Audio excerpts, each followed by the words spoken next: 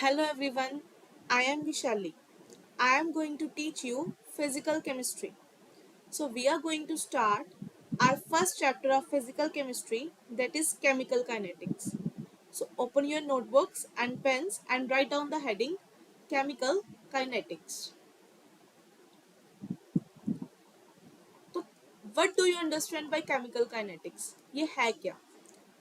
Chemical kinetics is a branch of chemistry which deals with the rate of reaction. Chemical word का means chemical related with chemistry and kinetics word का means है motion.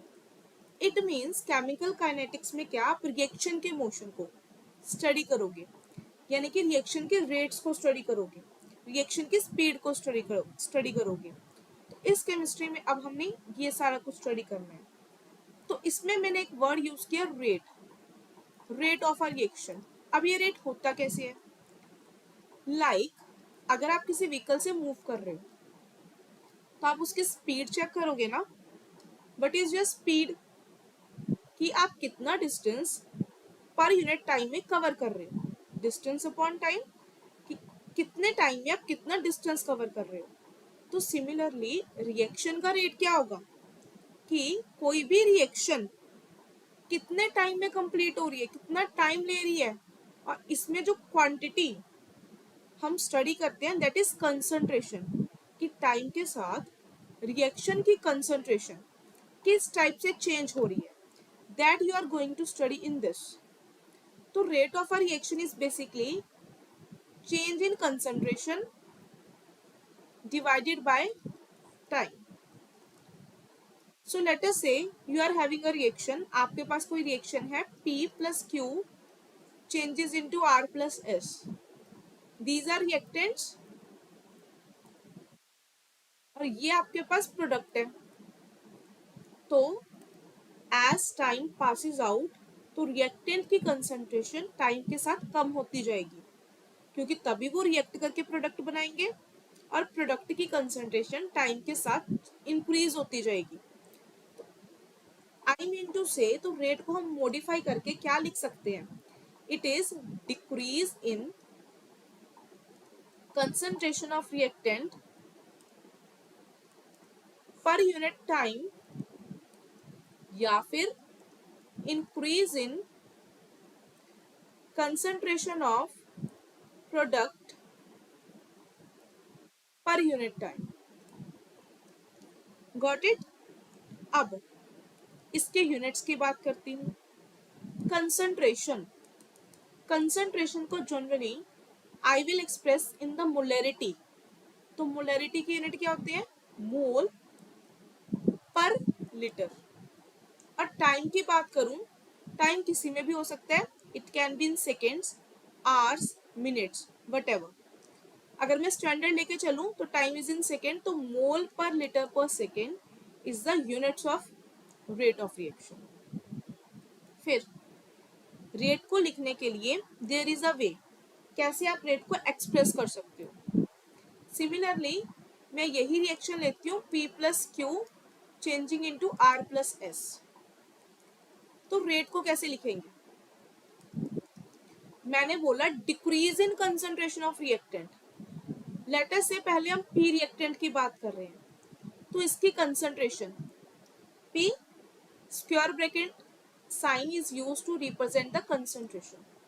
तो P की concentration time के साथ dP by dt कैसे change हो रही है? dP by dt with negative sign. Negative sign यहाँ पे आपको न्यूमेरिकल नहीं कंसिडर करना, न्यूमेरिकली आपको जस्ट नेगेटिव साइन क्या इंडिकेट कर रहा है कि रिएक्टेंट की कंसंट्रेशन टाइम के साथ चेंज हो रही है. या फिर आप क्या लिख सकते हो? Q is also reactant minus dQ by dt, कि Q की कंसंट्रेशन भी टाइम के साथ क्या हो रही है? चेंज. या फिर it is equals to plus dR by dt, कि आपके पास जो R प्रोडक्ट है उसकी कंसंट्रेशन टाइम के साथ क्या हो रही है? इंक्रीज हो रही है. या फिर प्लस ds बाई dt, आपके पास जो S प्रोडक्ट है उसकी कंसंट्रेशन भी टाइम के साथ क्या हो रही है? इंक्रीज. ये तो थी सिंपल रिएक्शन की बात. अगर यहाँ पे स्टोक्योमेट्री को भी मैं इन्वॉल्व कर दूँ, if stoichiometry is also involve, let us say we are having reaction PP plus QQ changing into RR plus SS. Small p, q, r, s are stoichiometric coefficients. Capital P, Q, R, S indicate the reactant and products. तो इस time पे rate लिखने का आपके पास क्या वे होता है? It is equals to minus, stoichiometry को आपको रेसिप्रोकल करके लिखना होता है, 1/p dp by dt is equals to minus 1/q dq by dt is equals to plus 1 by r dr by dt is equals to plus 1 by s ds by dt. तो ये आपके पास two ways है how to express the rate of reaction. अब अगर मैं बात करूं पर्टिकुलर इस थिंग की, वैसे तो कोई भी टर्म ले सकते हैं, मैं फर्स्ट टू टर्म्स लेती हूँ. तो -1/p dp बाई dt ये आपके पास देता है rate of reaction, complete reaction का रेट. पर अगर मैं बात करूं only minus dp by dt, ये आपको देगा rate of disappearance of p, कि p किस रेट पे कम हो रहा है. डिसअपियरेंस लगा लो, डीकम्पोजिशन लगा लो, कुछ मर्जी लगा लो, कि p किस रेट से कम हो रहा है. अगर मैं बात करूंगी minus D Q by D T, ये आपको क्या देगा? Rate of disappearance of Q, कि क्यू रेट किस रेट से खत्म हो रहा है. और अगर मैं लिखूंगी D R by D T with positive sign, ये आपको देगा rate of formation of R, कि आर किस रेट से बन रहा है. ओनली आर की बात करती हूँ. D S by D T with positive sign, ये आपको क्या देगा? Rate of formation of S. तो इन दिस वे आप रेट लॉ को यूज करोगे to find out either the rate of reaction, rate of disappearance of reactants और rate of formation of products. जैसे अब इसको क्वेश्चंस में कैसे यूज करना है उसके रिलेटेड हम देखते हैं numerical. My question is, if rate of decomposition of A is 3 into 10 raised to power 3 mole per liter per second, calculate 2A, calculate करना है आपको. One is the rate of reaction, second one is rate of formation of C,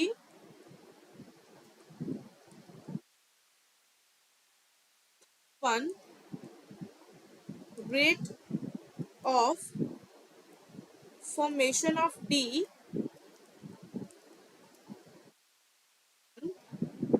rate of decomposition of B. और आपके पास reaction given है 2A plus 3B changes into 4C plus 5D. अब इस question को करने के लिए सबसे पहले मैं लिखूंगी रेट. तो रेट क्या होगा मेरा? Rate is equals to minus 2, तो ये आ जाएगा 1/2 dA बाई dt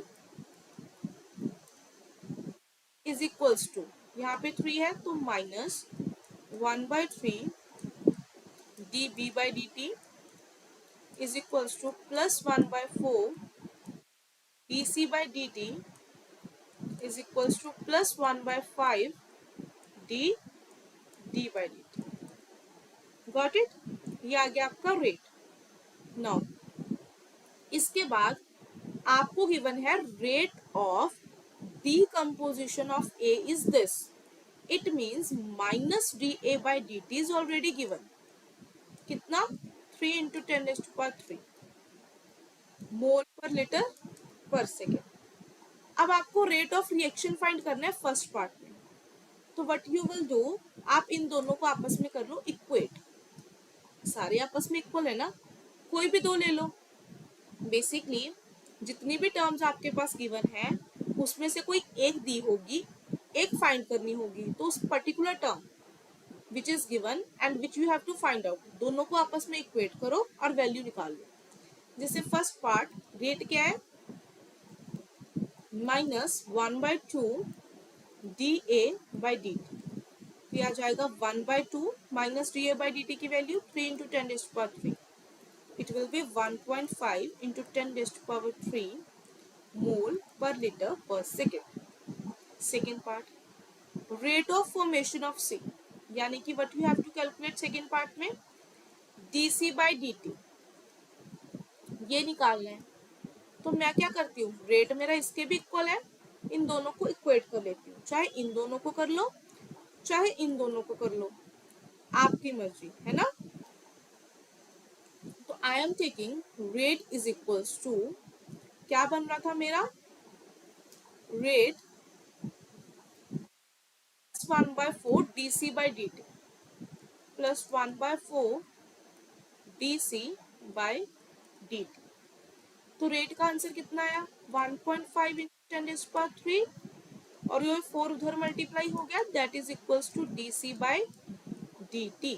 तो dc by dt की वैल्यू आपके पास क्या आ गई, 1.5 into 4 that is 6 into 10⁻³ mole पर लीटर पर second.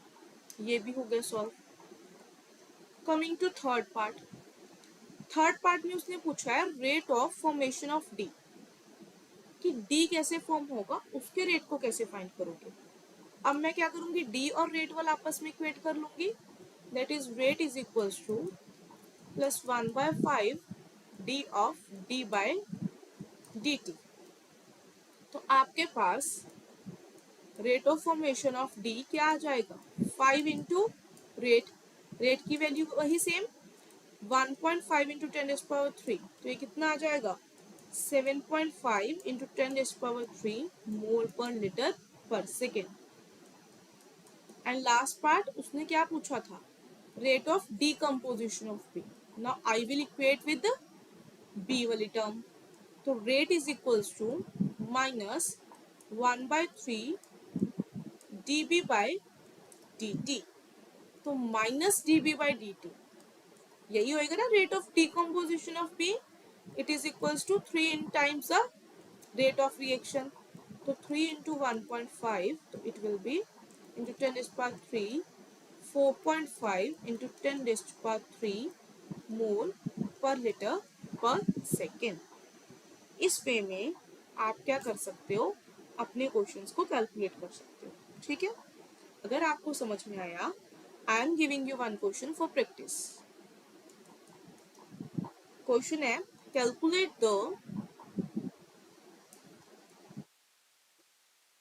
Rate of formation of C reaction A plus 2B changes into 3C. If rate of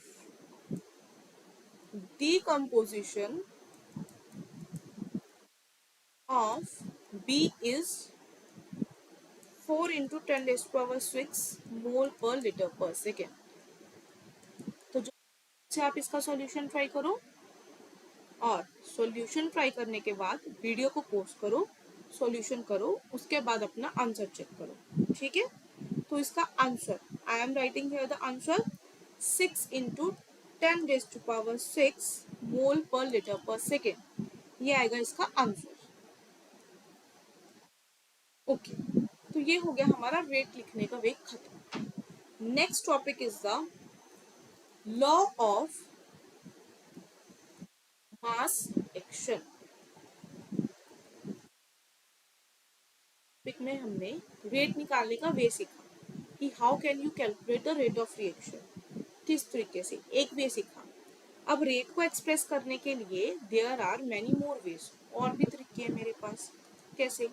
तो सबसे पहले आया law of mass action.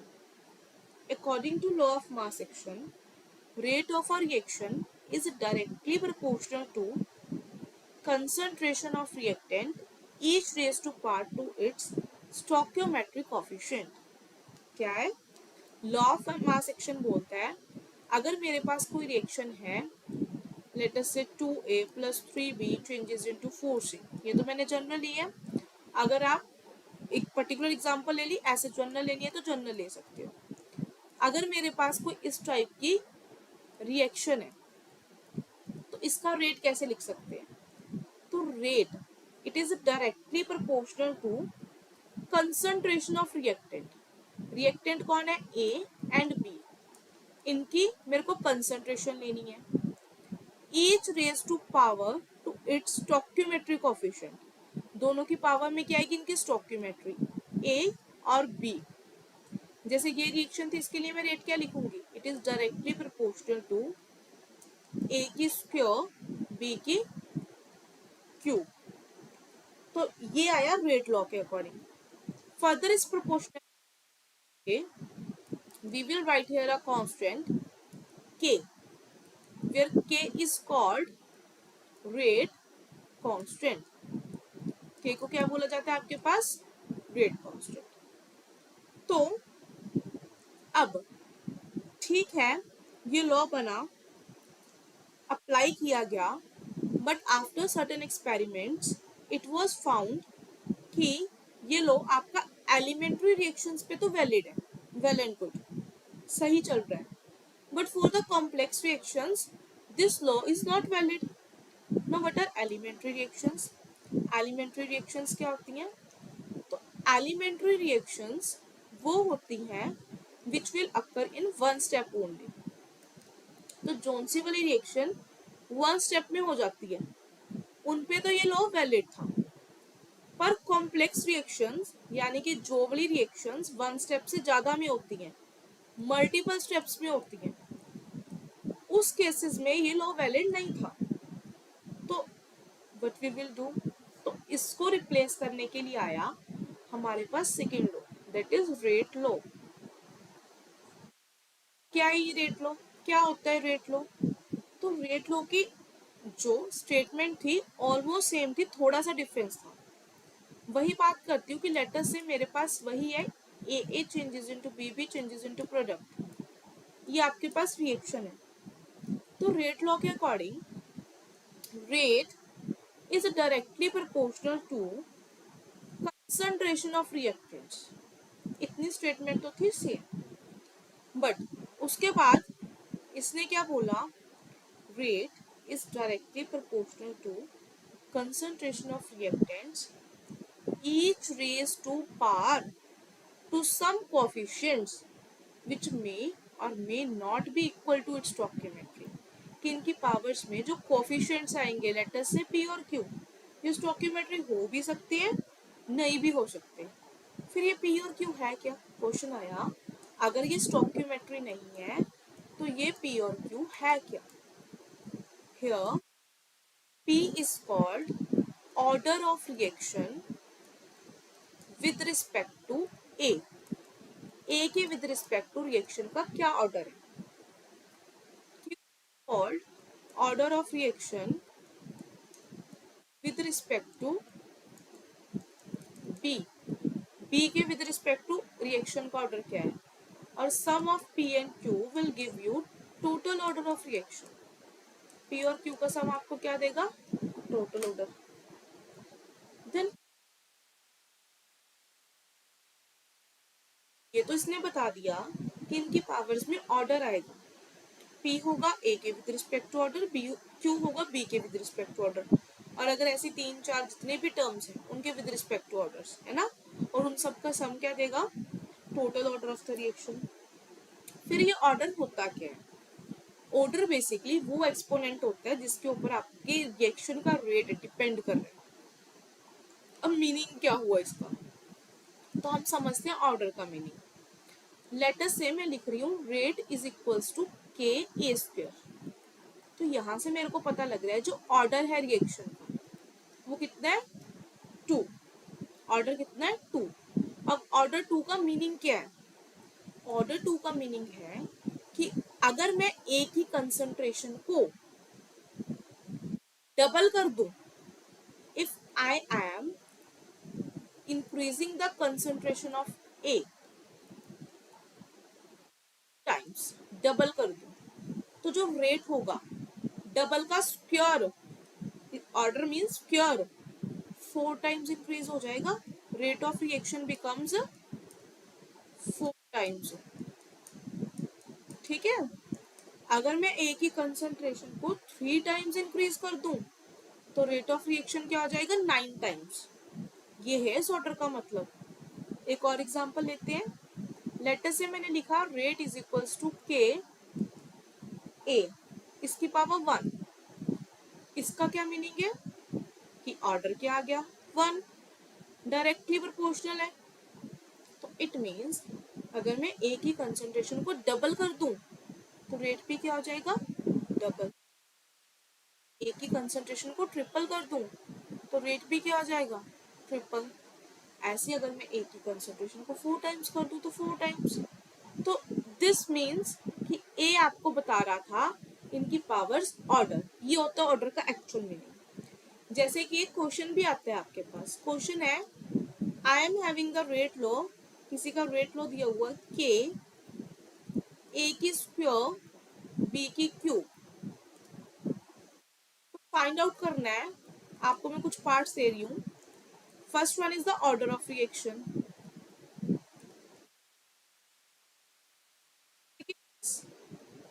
How change if number one concentration of A is halved,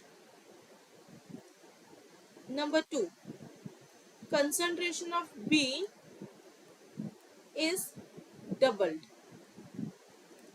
number three both concentration of A and B are doubled। तो मैंने आपको एक rate law लिख के दिया, आपको उसका ऑर्डर बताना है और बताना है कि रेट कैसे चेंज होगा अगर मैं अलग अलग वे से ए और बी की कंसंट्रेशन को चेंज कर रही हूँ। सबसे पहले तो order with respect to A, direct आपको इसकी पावर देखनी कितनी है, 2। ए की विद रिस्पेक्ट टू ऑर्डर आ गया 2। Then is order with respect to B, तो बी के विद रिस्पेक्ट टू ऑर्डर कितना आएगा, 3। Then is total order plus 3 that is equals to 5, है ना। फिर उसने पूछा how will the rate change if concentration of A is half. अगर मैं एक ही कंसंट्रेशन का हाफ कर दूं, ये पहले था रेट, लेटर से जो मेरा नया रेट आएगा that will be new rate is equals to k. A की कंसंट्रेशन को मैंने क्या कर दिया, हाफ, ए बाई 2। बी पे तो कोई इफेक्ट नहीं है, बी क्यूब। तो के 1/2 कम्स आउटसाइड, 1/2 का square is 1/4, A square B cube. तो ए स्क्वायर बी क्यूब के, ये तो आपका पुराना रेट आ रहा है, तो 1/4 इंटू ओल्ड रेट। तो यानी कि आपका रेट क्या हो जाएगा, 1/4 टाइम्स। अगर आप एक ही कंसंट्रेशन को हाफ करते हो तो रेट क्या हो जाएगा, 1/4 times. Then coming to second part, how will your rate change if concentration of B is doubled. अगर मैं बी की कंसंट्रेशन को डबल कर दूं फिर रेट कैसे चेंज होगा, तो new rate is equals to k A की स्क्वायर 2b की क्यूब। अब मैंने क्या किया, b को डबल कर दिया, तो ये क्या बनेगा, k a की स्क्वायर 2 का क्यूब इज 8, 8 कम्स आउटसाइड, बाकी आपका पुराना रेट आ गया, तो इट मीन्स रेट क्या हो जाएगा, 8 times. Third is how will your rate change if both the concentration of A and B are double, अब मैं ए और बी दोनों की कंसंट्रेशन को डबल करने जा रही हूँ, तो it will B Q 2a का स्क्वायर एंड 2b का क्यूब। तो k 2 का square is 4a square multiply by 2 का क्यूब इज 8b क्यूब। तो 8 4 जा 32 k a square b cube आ जाएगा 32 times that of old rate. तो कैसा हो जाएगा आपका रेट? 32 times that of old rate. In this way आप कैलकुलेट कर सकते हो कि अगर आप कंसंट्रेशन चेंज कर रहे हो तो रेट कैसे चेंज होगा with the help of order. ये होता है आपका ऑर्डर। ठीक है। Then our next topic is order. पता लग गया इसके यूनिट्स। अलग अलग ऑर्डर्स के लिए यूनिट्स ऑफ रेट कांस्टेंट अलग अलग होते हैं। रेट कांस्टेंट के यूनिट आप लिख रहे हो ना, के की यूनिट्स की बात करती हूँ आपको, और पर्टिकुलरली पर्टिकुलर छोटे से टॉपिक से क्वेश्चन आने का चांस रहता है। तो अब मैं अलग अलग ऑर्डर की स्टडी कर रही हूँ। Let us say you are having the reaction of zero order. मैं कोई रिएक्शन ले रही हूँ, ए चेंजेस इनटू प्रोडक्ट। यहाँ पे स्टोइकियोमेट्री जो भी है मेरा रेट ऑफ उस पर डिपेंड नहीं करता ना, मैंने कौन सा कहा कि एलिमेंट्री रिएक्शन है। तो अगर वो जीरो ऑर्डर की होगी तो आपके पास रेट क्या होगा? के ए की पावर जीरो। क्या होगा? के ए की पावर जीरो। तो अब रेट के यूनिट्स क्या होते हैं?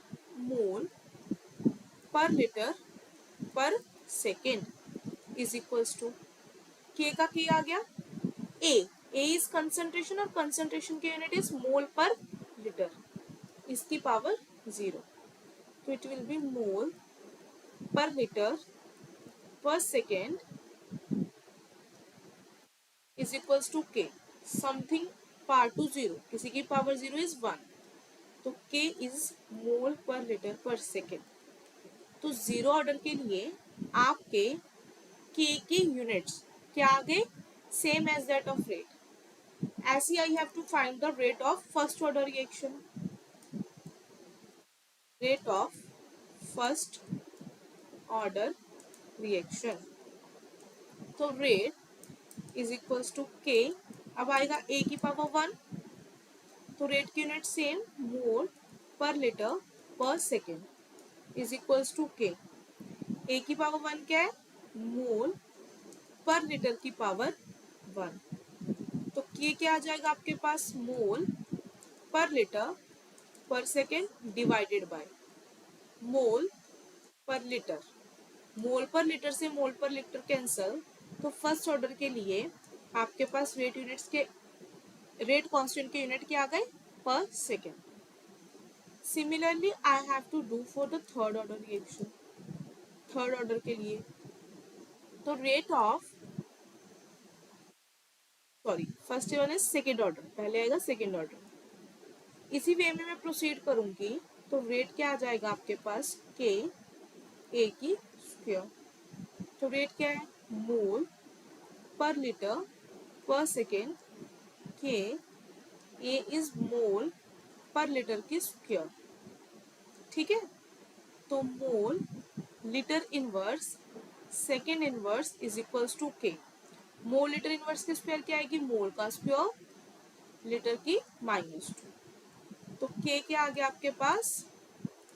मोल litre inverse second inverse divided by mole square liter minus 2. After solving it will be mole. यहाँ पे पावर वन है ना, one minus two is minus one, that is per mole. Minus one plus two is plus one, litre की plus one second inverse. ये आगे आपके rate constant के unit for the second order reaction. In this way you can calculate the unit of rate constant for any order reaction. किसी भी order के लिए निकाल सकते हैं। ठीक है। अब मैं क्या कर रही हूँ, इन सबको यूज करके एक जनरल फॉर्मूला बना देती हूँ। वैसे तो ये भी डिफिकल्ट नहीं है, बट मैं रिजल्ट जनरलाइज। लेट अस से अब आपके पास जो रिएक्शन है that is of nth order, and यहाँ पे कुछ भी हो सकता है, n can be 0 1 2 3 any integer, और it may be fractional also, कोई भी फ्रैक्शनल वैल्यू है। तो उसके लिए अब आप रेट कैसे निकालोगे, आप क्या लिखोगे, rate is equals to k A की पावर n, के ए की पावर n। तो रेट की unit mole, litre inverse, second inverse, K ऐसे ही रह गया, ए की यूनिट मोल, लीटर इनवर्स की पावर n।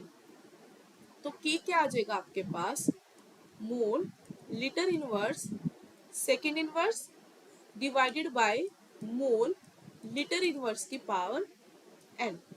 अब ये मोल लीटर इनवर्स, इसको मैं इसकी पावर 1 लिख सकती हूँ, यस। तो दोनों सेम आ गए, तो it will be mole litre inverse की power 1 minus n second inverse. तो ये बन गया आपके पास general formula.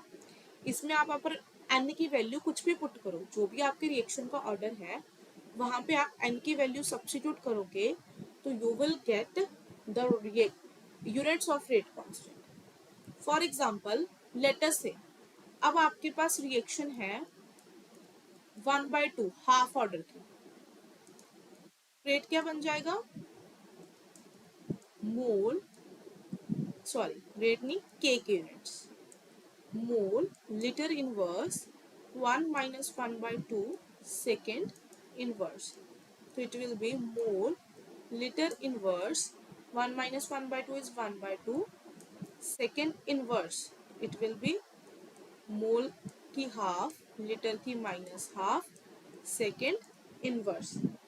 In this way you can calculate the units of rate constant. अब एग्जाम में एक तो ऐसी क्वेश्चन आता है कि आपको यूनिट्स दी होंगी, you have to identify the order of the reaction. तो कैसे फाइंड करोगे, जैसे I am writing here a question, वो उलझाने के लिए पता क्या करते हैं, वैल्यूज दे देते हैं। स्टूडेंट्स वैल्यूज में कंफ्यूज हो रहते हैं, ये वैल्यू है तो क्या हो सकता है, पर आंसर आता है यूनिट्स में। जैसे कि क्वेश्चन है the value of rate constant for reaction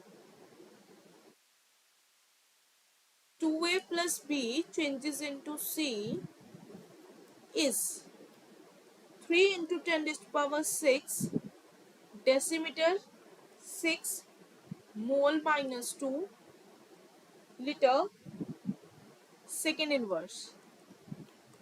Find the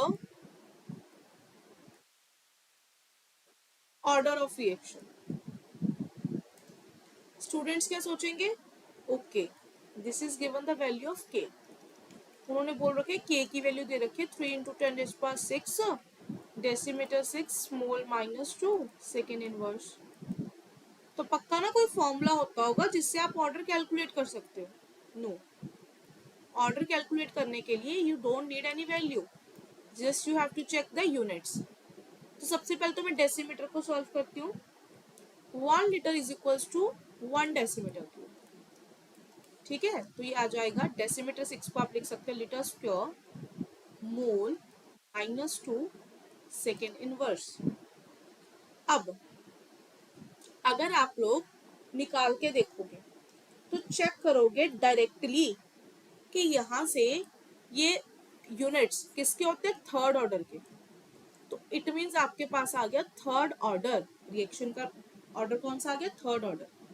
अब ये तब करोगे आइदर तो आपको याद है, जब आप बहुत फास्ट कैलकुलेट कर सकते हो, फिर अगर हमको याद नहीं है तो कैलकुलेट करना है तो कैसे करेंगे, हम क्या करेंगे, इसको क्या मैं लिख सकती हूँ, मोल डिवाइड बाय लीटर की पावर माइनस 2, ये ना मोल की पावर माइनस 2 है, तो मोल की पावर माइनस 2, लीटर की प्लस 2 थी तो नीचे लीटर मैंने नीचे कर दी इसलिए पावर माइनस 2 सेकेंड इनवर्स लिख सकते हैं, यस।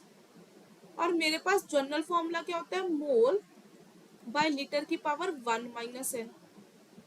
मैं क्या करूंगी, दोनों को कंपेयर।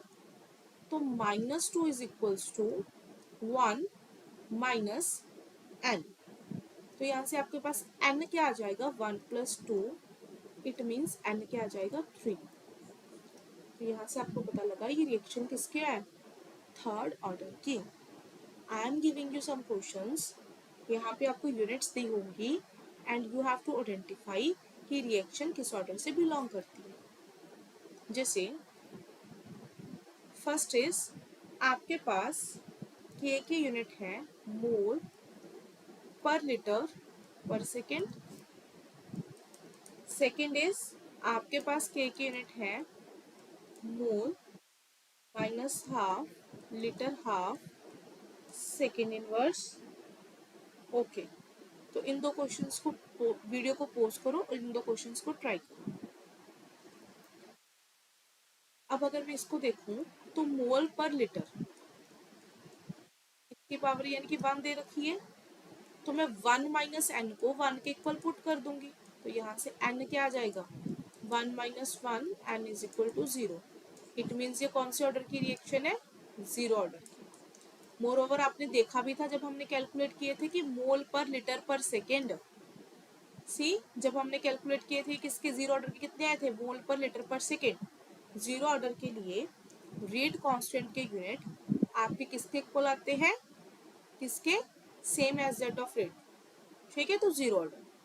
फिर ये आ गया, इसको मैं क्या लिख सकती हूँ, मोल बाय लीटर की पावर -1/2। इट मीन्स आपको कंपेयर करना है 1 माइनस एन को -1/2 के साथ। तो एन के आ गया आपका यहाँ से 1 + 1/2, एन के आ गया 3/2। इट मीन्स आपकी रिएक्शन का ऑर्डर क्या है, 3/2, 1.5। सो इस टाइप के क्वेश्चंस एग्जाम में आ सकते हैं। आइदर या तो आपको यूनिट्स कैलकुलेट करनी होंगी, आपको ऑर्डर दिया होगा, और आपको यूनिट्स दी होंगी, you have to identify the order of the reaction. Got it, okay. Order के बाद मेरे पास नेक्स्ट टर्म है मॉलिक्यूलरिटी।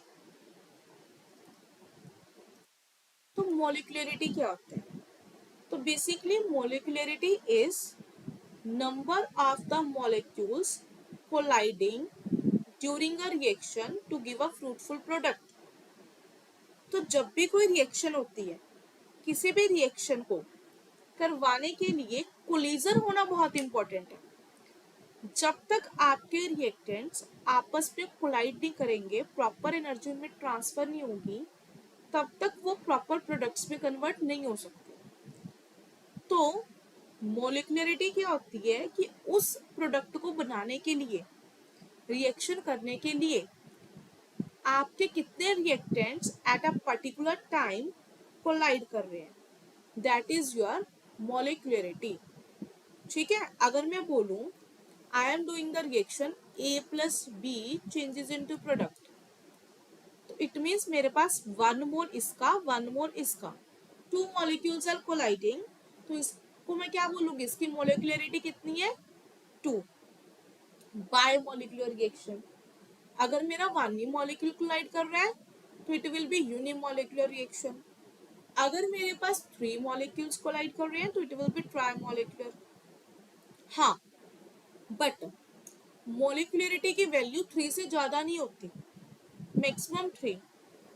तो आप बोलोगे मैम क्यों, तो अगर आप देखो, हाँ, अगर आपके पास 2 मॉलिक्यूल्स है तो वो ऐसे कोलाइड कर सकते हैं आपस में। फिर अगर आपके पास 3 मॉलिक्यूल्स है तो वो तीनों के तीनों ऐसे कोलाइड कर सकते हैं, तीनों आपस में कोलाइड कर रहे हैं, टकरा रहे हैं, यस, तो ये भी प्रोडक्ट बना सकते हैं। पर if you are having 4 molecules, तो 4 मॉलिक्यूल्स को चाहे आप ऐसे अरेंज कर दो, है ना, चाहे आप ऐसे अरेंज कर दो, या तो वो ऐसे टकराएंगे या ऐसे, या किसी भी तरीके से आप कोई भी अरेंजमेंट लेके देख लो, एक टाइम पे एक मॉलिक्यूल किसी 3 के साथ ही साइमल्टेनियसली कोलाइड कर सकते हैं। अगर मैं इस पर्टिकुलर स्पीशीज की बात करूं, ये इसके साथ टच हो रहा है, कोलिजन हो रही है, यस, ये इसके साथ टच हो रहा है, कोलिजन हो रही है, यस, पर इस टाइम पे इसके साथ तो टच हो ही नहीं रहा, इसके साथ तो कोलाइड कर ही नहीं रहा, तो इसलिए मॉलिक्यूलरिटी की वैल्यू 4 नहीं हो सकती। और इसके लिए भी देखो, अगर मैं इस मॉलिक्यूल की बात कर रही हूँ, ये इसके साथ टच हो रहा है, यस, ये इसके साथ टच हो रहा है, यस, ये इसके साथ टच हो रहा है, यस, पर ये मॉलिक्यूल तो सिर्फ इन दोनों के साथ टच हो रहा है, उसके साथ तो नहीं हो रहा। और मोर ओवर इसके भी ऐसे 4 वाले कोलिजन करने के चांसेस ना बहुत कम होते हैं, वेरी लेस चांसेस। तो मॉलिक्यूलरिटी की वैल्यू जनरली 3 तक की होती है। ठीक है, तो दिस इज योर मॉलिक्यूलरिटी। फिर next we are having the difference between order and molecularity of a reaction, कि what is the difference between order and molecularity। तो देखते हैं अब क्या डिफरेंस है इनमें।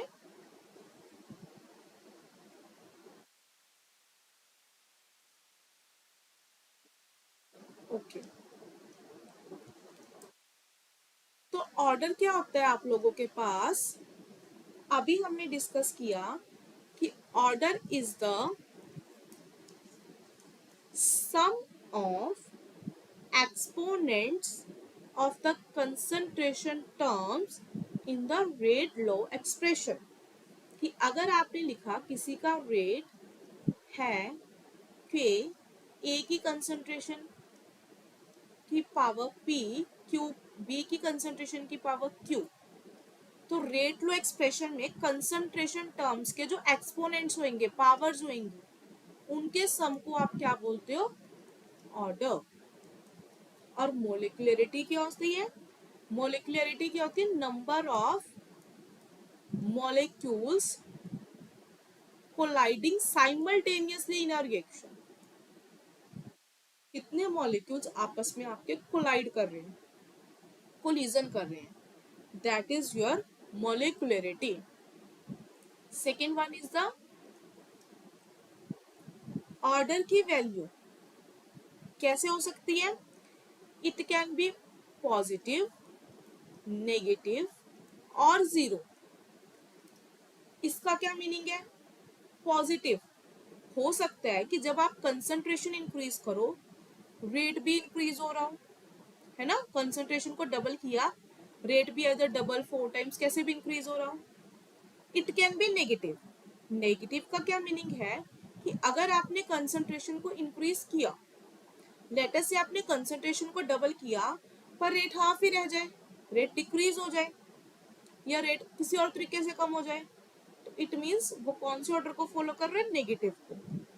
और जीरो का क्या मीनिंग है कि आप कंसंट्रेशन को जितना मर्जी चेंज करी जाओ, रेट उस पर डिपेंड नहीं ही करेगा, रेट चेंज नहीं होगा, रिएक्शन जिस स्पीड से मूव करनी है उसी स्पीड से मूव करेगी। ऑर्डर की वैल्यू आपके पास पॉजिटिव, नेगेटिव और जीरो तीनों हो सकती है। Then coming to molecularity, molecularity can be positive only. अब 2-3 मॉलिक्यूल्स आपस में कोलाइड कर रहे हैं, ये तो समझ में आता है। मैं बोल रही हूँ मोलिकुलरिटी इज -2, -2 मॉलिक्यूल्स आपस में कोलाइड कर रहे हैं, क्या इस बात की कोई सेंस बन रही है, इसका कोई मीनिंग है, नो। तो मोलिकुलरिटी नेगेटिव तो नहीं हो सकती। और मैं सिमिलरली बोल रही हूँ कि जीरो मॉलिक्यूल्स कोलाइड कर रहे हैं, जीरो, इट मीन्स कोई कोलाइड कर ही नहीं रहा, इट मीन्स मोलिकुलरिटी की कोई वैल्यू नहीं है, तो मोलिकुलरिटी की वैल्यू जीरो भी नहीं हो सकती। तो मोलिकुलरिटी की सिर्फ कौन सी वैल्यूज हो सकती है, ओनली पॉजिटिव।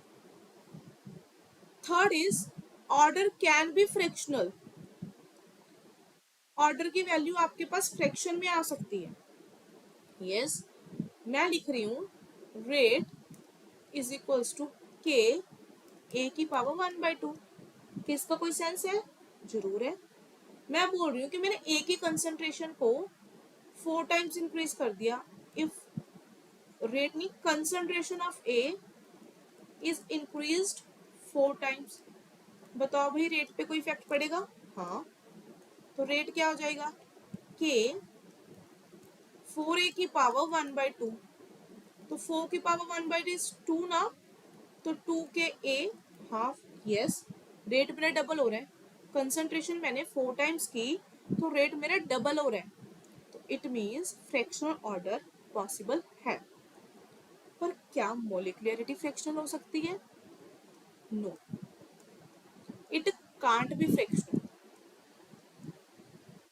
अगर मैं बोलती हूँ मेरी मोलिकुलरिटी की वैल्यू इज हाफ या 3/2, तो मेरा आधा मॉलिक्यूल रिएक्ट कर रहा है, कोलाइड कर रहा है, क्या इस बात का कोई सेंस है? नो।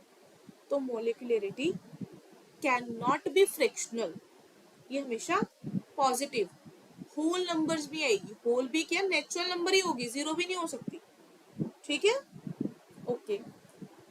मैं आपको बता दूं जो ऑर्डर का कॉन्सेप्ट है, ठीक है, it is an experimental concept. Order को हमेशा आप एक्सपेरिमेंटली कैलकुलेट करोगे, ऑर्डर को किसी भी तरीके से थ्योरेटिकली कैलकुलेट नहीं किया जा सकता, ऑर्डर हमेशा एक्सपेरिमेंटली ही कैलकुलेट करोगे।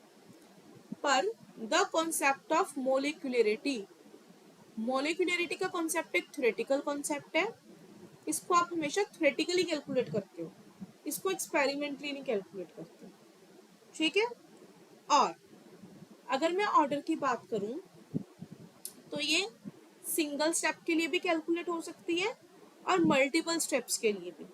ठीक है, अगर तो मेरी रिएक्शन एक ही स्टेप में हो रही है तो मैं डायरेक्ट ऑर्डर बता दूंगी, अगर मल्टीपल स्टेप में हो रही है तो मैं उसका मैकेनिज्म लिखूंगी, स्लोएस्ट स्टेप लूंगी और उसके अकॉर्डिंग ऑर्डर बता दूंगी। तो it is return both for single step reactions and multiple step reactions.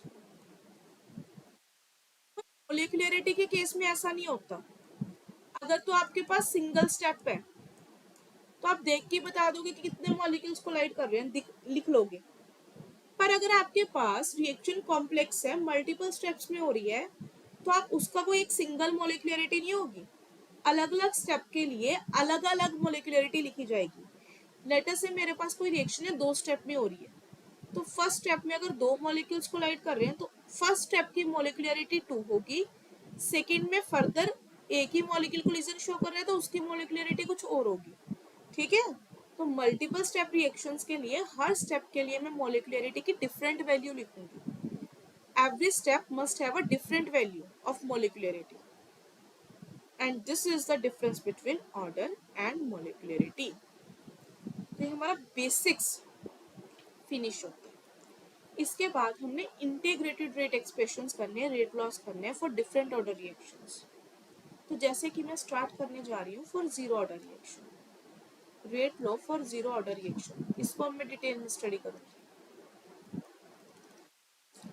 तो जीरो ऑर्डर रिएक्शन, वही मेरे पास कोई रिएक्टेंट है ए, ये किसी प्रोडक्ट में चेंज हो रहा है, तो can I write down the rate of reaction. तो रेट क्या होगा आपके पास, के ए की पावर 0, इसी तरीके से लिखूंगी, जीरो ऑर्डर है तो यही आएगा। या फिर मैं रेट को कैसे लिख सकती हूँ जो मैंने फर्स्ट स्लाइड में बिल्कुल फर्स्ट पे किया, minus dA/dt, decrease in concentration of A. So these are the possible two ways to find out the rate of the reaction or to write the rate of reaction. What I am doing here, मैं दोनों को आपस में कर लूंगी equate. तो minus dA/dt that is equals to k a की power 0, something power 0 is 1, तो minus dA/dt is equals to k, इसकी पावर आ गया 1, तो dA is equals to minus k dt। Now ये आपकी डिफरेंशियल इक्वेशन है। जब भी आपको इसको प्रॉपर एक्सप्रेशन में कैलकुलेट करना हो, what you have to do, integration. Integrate करूंगी ऑन बोथ साइड्स, तो डी आपके पास क्या आएगा, minus of k d t, तो it will be A. Okay, before integrating मैं आपको कुछ बातें बता दूं, पहले तो लिमिट्स के बारे में। स्टार्टिंग में जब आपके पास टाइम क्या है 0, उस टाइम पे जो ए की कंसंट्रेशन होगी उसे मैं लिखूंगी ए नॉट।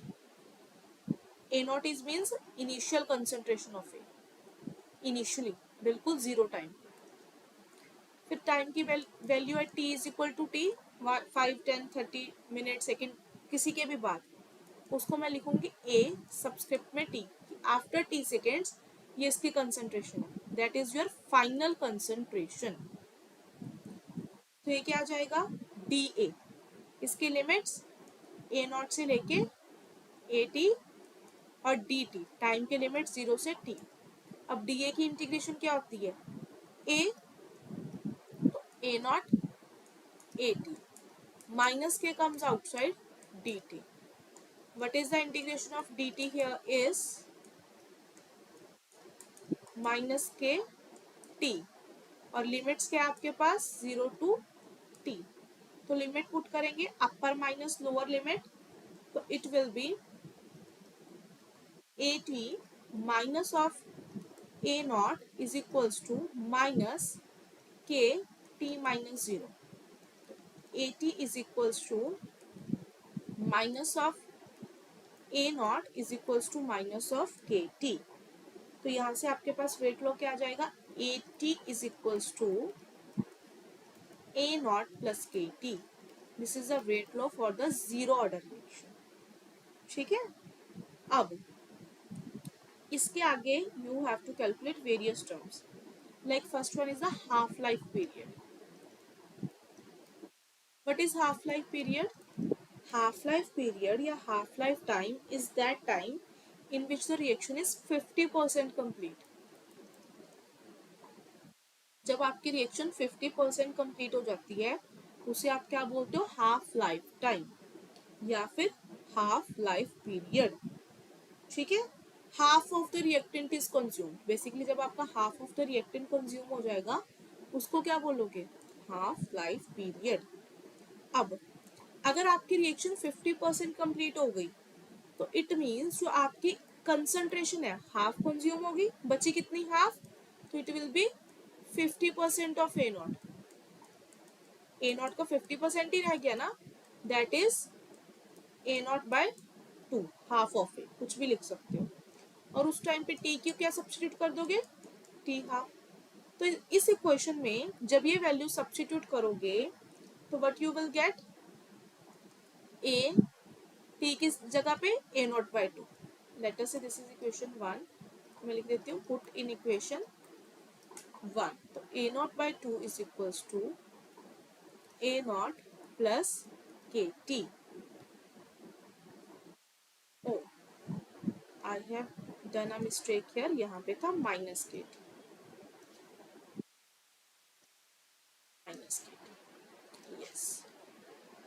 तो इधर से आपके पास के टी की वैल्यू क्या आ जाएगी, A naught minus A naught by 2, taking LCM it will be 2a naught minus a naught by 2,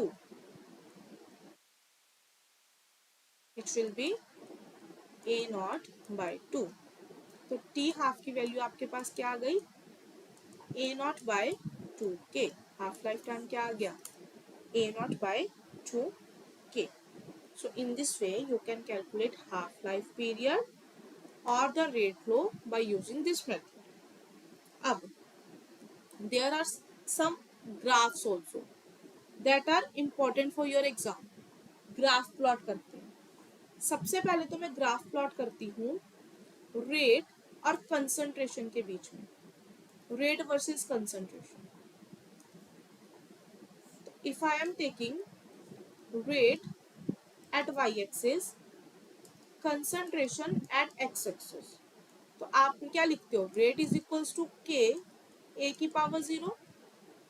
it means rate आपका इस पे डिपेंड ही नहीं कर रहा, जब आपकी y की वैल्यू x की वैल्यू पे डिपेंड ही नहीं कर रही, तो what type of graph you will get, you will get a straight line parallel to x axis. कैसा ग्राफ आएगा, straight line parallel to x axis.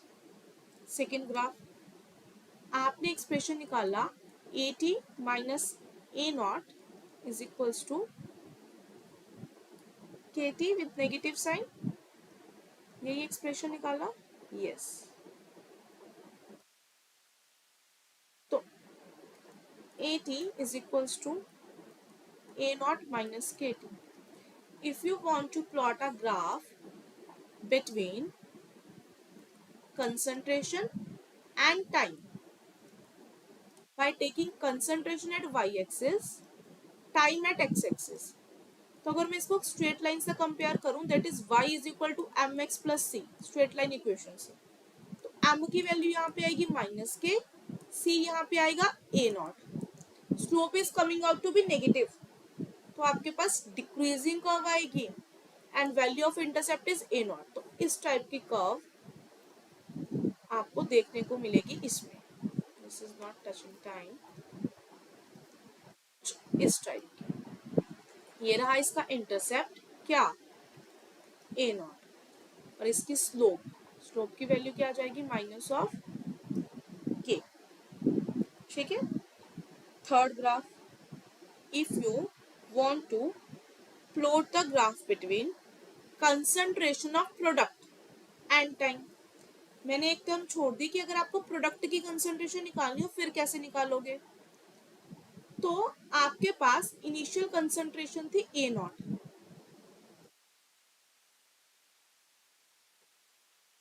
Reaction हुई और आपके पास जो रिएक्टेंट की कंसंट्रेशन बच जाती है 80, तो इट मींस जो कंसंट्रेशन है प्रोडक्ट की, कंसंट्रेशन ऑफ प्रोडक्ट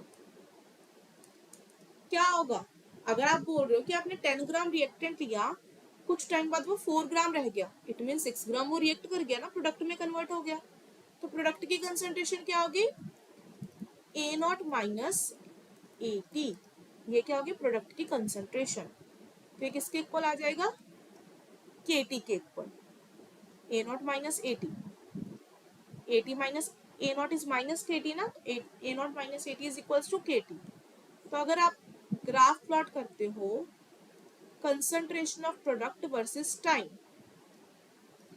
तो concentration of product is on Y axis, time is on x axis, तो y is equals to M X, ये कैसा ग्राफ आता है, straight line passing through origin, ऐसा ग्राफ आएगा जिसकी स्लोप की वैल्यू क्या है आपके पास k। Further if you want to plot the graph for half life period, तो t हाफ आपके पास क्या है, a नॉट बाय 2k, तो अगर आपको t half, half life period और a नॉट के बीच में ग्राफ प्लॉट करना है, तो half life period is on Y axis, A naught is on x axis, तो 1/2k, ये क्या आ गया आपकी स्लोप की वैल्यू, तो y is equals to M x. इस कंडीशन के लिए आपके पास किस टाइप का ग्राफ आता है, straight line passing through origin, जिसकी स्लोप क्या आ जाएगी 1/2k। तो ये थे आपके पास कुछ ग्राफ्स जो आप यूज कर सकते हो। तो यहाँ पे आपका जीरो ऑर्डर रिएक्शन होता है कंप्लीट। नेक्स्ट क्लास में हम first order, second order and then general rate laws करेंगे, integrated rate equations. I hope आपको ये समझ में आया होगा, तो इसको अच्छे से रिवाइज करते हैं। Thank you.